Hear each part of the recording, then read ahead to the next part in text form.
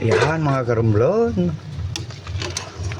Native ng manok.